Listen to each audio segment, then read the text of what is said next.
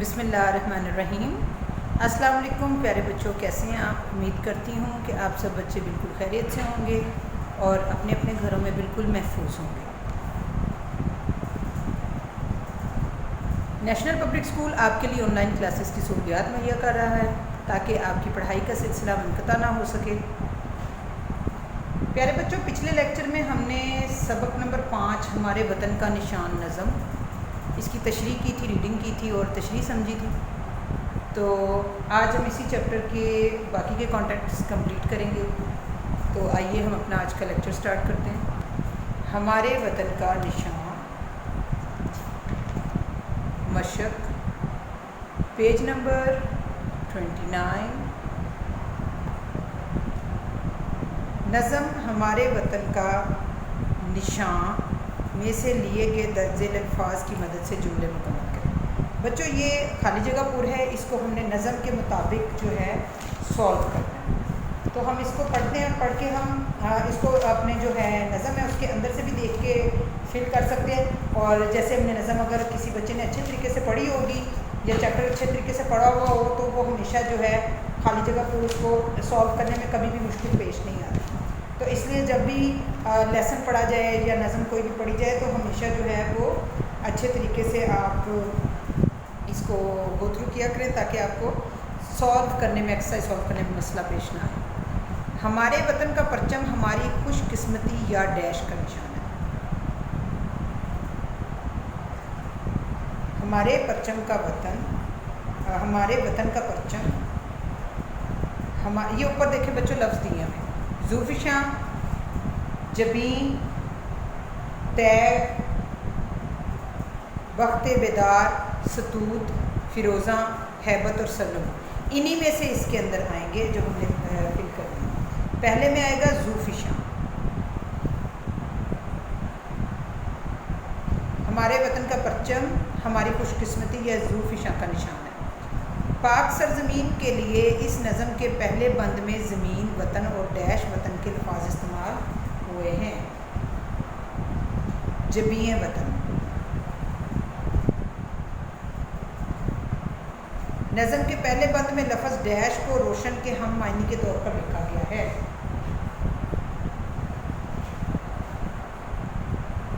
फ़िरोज़ा,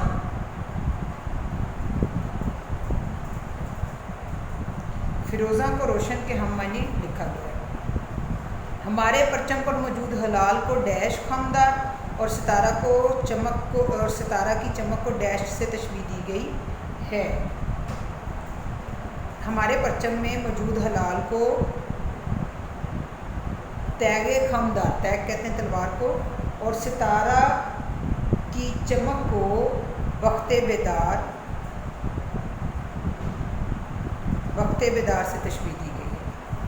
पर पाकिस्तान का परचम हमारी कौम की डैश का निशान माना जाता है। पाकिस्तान का परचम हमारी कौम की सतूत का निशान माना जाता है। कायद-ए-आज़म की वफ़ात के दिन को सोग की अलामत के तौर पर पाकिस्तानी परचम डैश रहता है। कायद-ए-आज़म की वफ़ात के दिन को सोग की अलामत के तौर पर पाकिस्तानी परचम डैश रहता है, सरनग यानी झुकाया जाता है। हमारे परचम की सरबुलंदी पर आसमान भी डैश करता है, रश्क। हमारे परचम की डैश से सहरा भी लर्ज़ा उठते हैं। हमारे परचम की हैबत से भी सहरा भी लर्ज़ा उठते हैं। इसी सवाल का हिस्सा बे, खाली जगह दिए गए अल्फाज की मदद से दिए गए अल्फाज में से मुनासिब लफ्ज़ का इंतखाब करके खाली जगह पुर करें।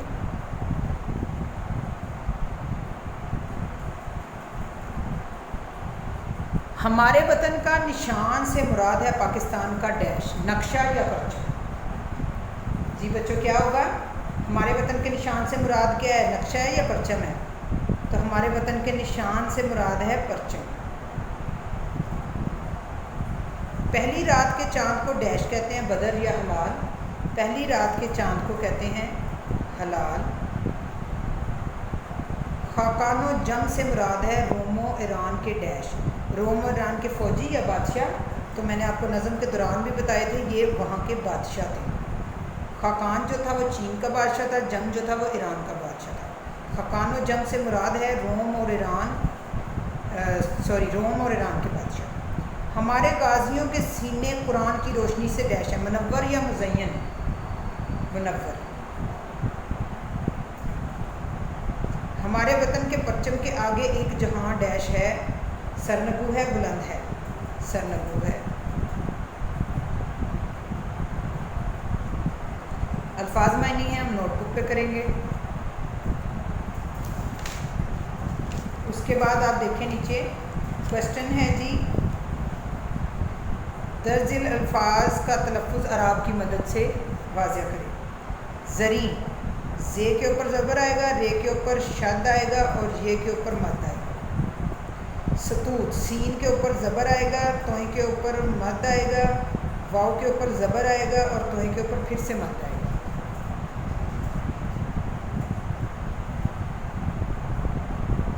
ज़ुफ़िशां, ज़्वाद के ऊपर ज़बर आएगा, फ़े के नीचे ज़ेर आएगा, शीन और अलिफ के ऊपर मद आएगा। ज़ुफ़िशां। सरनगू, सीन के ऊपर ज़बर आएगा, नून के नीचे ज़ेर आएगा, रे के ऊपर मद आएगा और वाव के ऊपर गाफ के ऊपर पेश आएगा। सरनगू।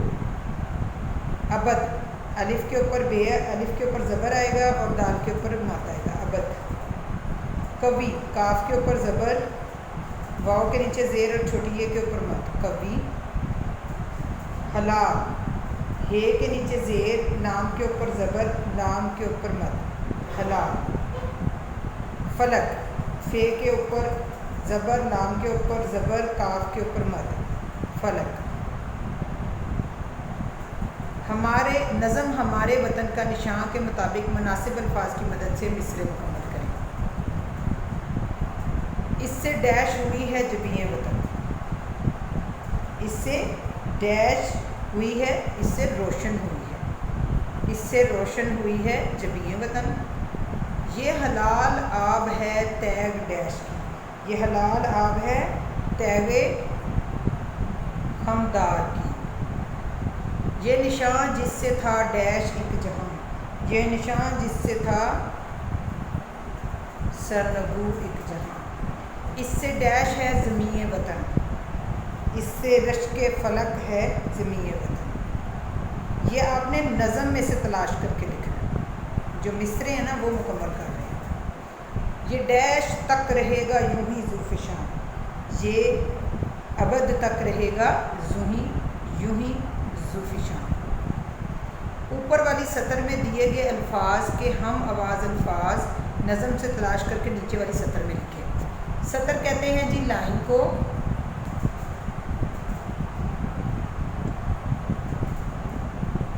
पहला लफ्ज़ है कुरान। अब कुरान का जो है वो जो हम आवाज़ अल्फाज हमने नज़म में से ही तलाश करना है। कुरान का हम आवाज़ अल्फाज होगा ईमान, खमदार, बेदार। ये अगर आप नज़म पढ़ेंगे ना तो उसमें से आपको मिल जाएंगे। लर्ज़ां, तरसां, लर्ज़ां, तरसां, जहां, निशान, अजम, जम, लहलहाता, दिखाता। सफ़ा नंबर 31। दर्जे जुमलों को रोज़मर्रा के हवाले से दुरुस्त करके लिखें।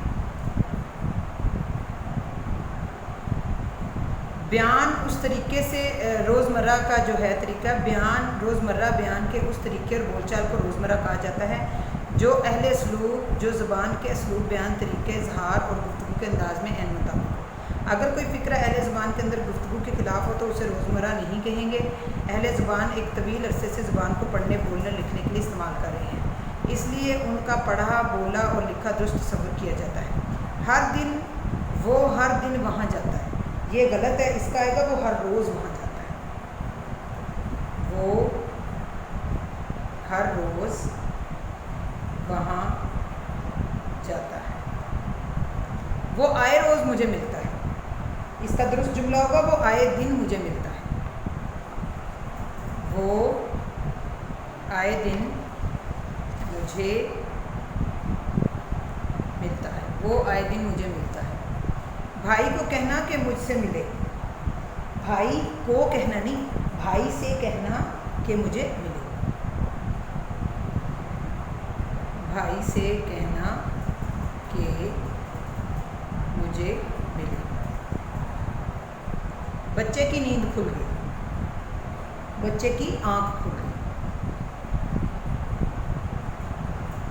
बच्चे की आंख खुल गई, बच्चे की आंख खुल गई। अब हम करेंगे इस नज़म के अल्फाज मानी। उसके लिए हमें 2 सफ़ों पे मार्जिन लाइन लगानी है और सेंटर लाइन लगानी है, इसके अलावा टॉपिक लाइन लगानी है।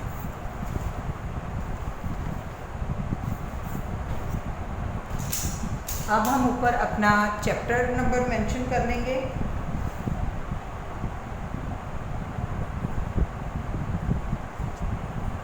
सबक नंबर 5, हमारे वतन का निशान, अल्फाज मानी। ठीक है प्यारे बच्चों, अल्फाज मानी हमने करने हैं हमारे वतन का निशान। पहला लफ्ज़ है आब, यानी कि पानी। अबद, यानी कि हमेशा, क़यामत तक। वक्त, किस्मत, नसीब। बेदार, जागना। तरसां, डरा हुआ।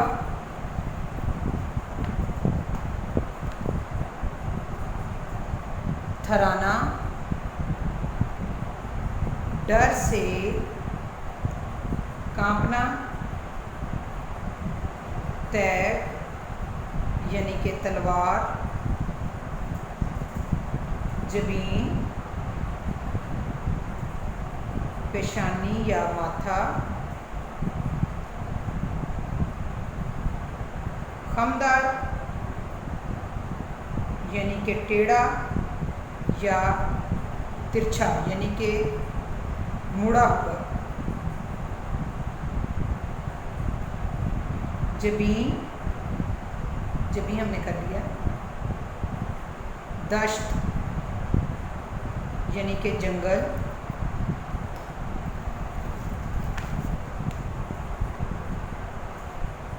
रश्क, किसी के बराबर होने की ख्वाहिश करना। रश्क, किसी के बराबर होने की ख्वाहिश करना। ज़री, यानी कि सुनहरा, चमकता हुआ। सरनगू, सर नीचे किए हुए, सर नीचे किए हुए। सकूत, यानी कि शानो शौकत।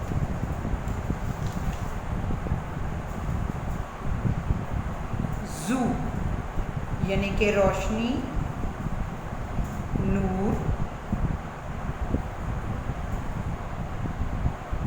ज़ूफ़िशां, मुनव्वर, रोशन।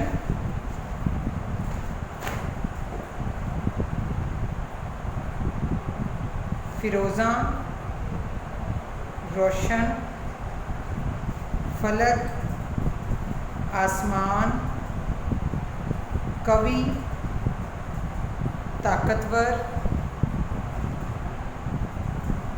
करामत, नवाजिश या बुजुर्गी, कोहो दमन यानी कि पहाड़ और दामन या वादी, लर्ज़ां डरने वाला, कांपने वाला, मुनव्वर रोशन, हैबत दहशत और रोब या डर। इसको हम रिपीट कर लेते हैं।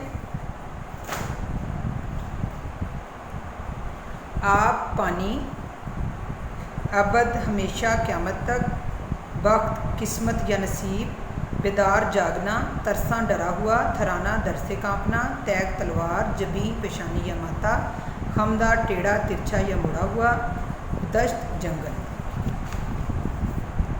रश्क किसी के बराबर होने की ख्वाहिश करना, जरी सुनहरा या चमकता हुआ, सर नगूसा नीचे किए हुए, सतूत शान शौकत, जू रोशनी या नूर, जुफिशा मुनव्वर या रोशन, फ़िरोज़ा रोशन, फलक आसमान, कवि ताकतवर, करामत नवाजिश या बुजुर्गी, कोहो दमन पहाड़ और दामन या वादी, लर्ज़ां डरने वाला या कांपने वाला, मुनव्वर रोशन, हैबत दहशत रोब या डर। जी बच्चों, इंशाल्लाह अगले लेक्चर में इस चैप्टर के मैं आपको जुमला साजी और सवाल जवाब करवाऊँगी। आज के लेक्चर के लिए बस इतना ही। तो प्यारे बच्चों, आपके ये स्कूल जल्द खुलने वाले हैं और आपके इम्तहानात बहुत करीब है। अपने ऑनलाइन क्लासेस में करवाए जाने वाला काम जो है याद करते जाएं और आपके लिए एक सिलेबस तैयार किया गया है। कल ही आकर वो सिलेबस ले जाएं। उसी सिलेबस में से आपका पेपर बनना है, बाहर से पेपर नहीं बनना। उसको हमने शॉर्ट करके बना दिया, छोटा सा है, वो ले जाएं और अपनी तैयारी शुरू कर लें। 10 से 15 दिन के बाद हम आपको बुलाएंगे। जब आपकी तैयारी हो जाएगी फिर हम आपको डेट शीट इशू कर देंगे। तो प्यारे बच्चों, जल्द अज जल्द आएँ, बल्कि कल ही आएँ और अपना सिलेबस ले जाएँ। इंशाल्लाह अगले लेक्चर में आपसे फिर मुलाकात होगी। तब तक अपने घरों में रहें, महफूज रहें, अपना ख्याल रखें। अल्लाह हाफिज़।